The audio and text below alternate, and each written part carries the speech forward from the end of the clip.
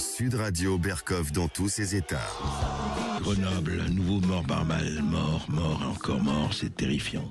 Franchement, il n'y a pas que Grenoble, hein, mais quand même, je voudrais vous lire ça parce que on se dit, mais à chaque fois, hein, on parle, on bavarde, on salive pourquoi? Un mineur de 15 ans et un autre de 17 ans est mort. Le 15 ans est mort, le mineur de 15 ans. L'autre de 17 ans est mort mardi soir, là, hier à Grenoble. Il a été atteint par balle près d'un important point de deal de Grenoble. Voilà. Point de vente de stupéfiants. Voilà, ça se passe comme ça, vous voyez. Un mineur, voilà, ils ont été fusillade, c'est-à-dire point de deal, fusillade, ça se passe à Marseille, ça se passe à Grenoble, ça peut se passer à Paris, en Seine-Saint-Denis et ailleurs.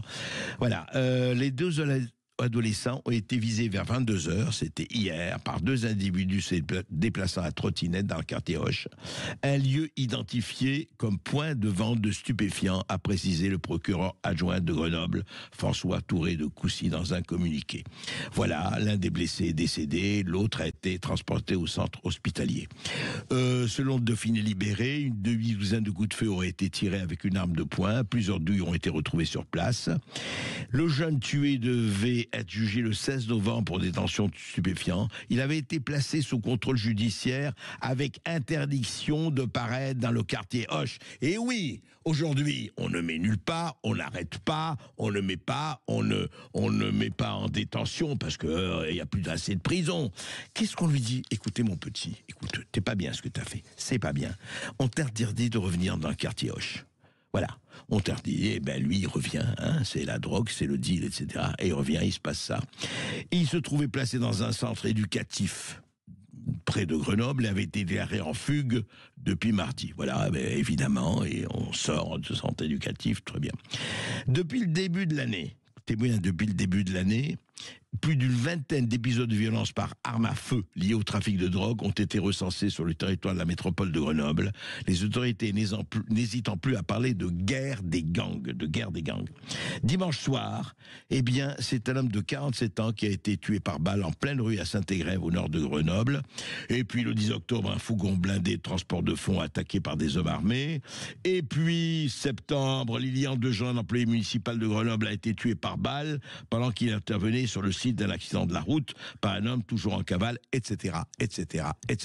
Trafic de stupéfiants, mort, trafic de stupéfiants. Alors, bon, qu'est-ce qu'on fait? Alors on parle, voilà, on dit, et puis évidemment, le ministre de l'Intérieur va venir dire, c'était un peu ce que disait Darmanin chaque fois qu'il se passait quelque chose comme ça, il arrivait, il disait c'est pas possible, je condamne de la manière la plus ferme, et il n'est pas question que ça se renouvelle. Alors après les marches blanches et compagnie, évidemment, et ça continue encore et encore, comme dit le chanteur. Alors moi, je voudrais vous dire, et encore une fois, je ne suis pas là-dessus, je voudrais quand même rappeler ce qui s'est passé, ce qui se passe en ce moment au Salvador. Vous allez me dire, c'est l'Amérique latine, une dictature, etc. Naïb Bukele, le président du Salvador, a emprisonné, pratiquement sans jugement, et c'est terrible, je sais, c'est pas bien, et je ne le souhaite pas, 5 000 à 10 000 narcotrafiquants. Le Salvador est un endroit, moi j'y suis allé il y a 5 ans, où à 7h, 19h, 20h, vous ne sortiez plus. Parce qu'il n'était pas question, même si vous aviez des gardes du corps, etc.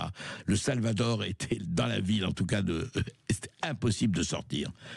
Aujourd'hui, 5 ans après, eh bien, Naïb Bukele, le président Salvador, a été réélu à 90% des voix. Et le Salvador est devenu un endroit où vous pouvez sortir la nuit, laisser votre voiture, etc. en toute sécurité. Alors évidemment, ce sont des mesures extrêmes. Mais qu'est-ce qu'on fait?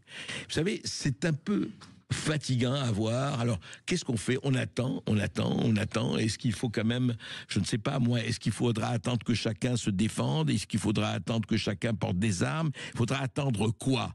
Parce qu'on voit très très bien, je me rappelle, vous vous rappelez, on l'a tous vu, les JO, il y a la parenthèse des JO, oui, il y a eu 90 000 policiers à Paris, pendant 15 jours, c'était magnifique, on allait, on sortait, etc., sauf les embarras de la circulation.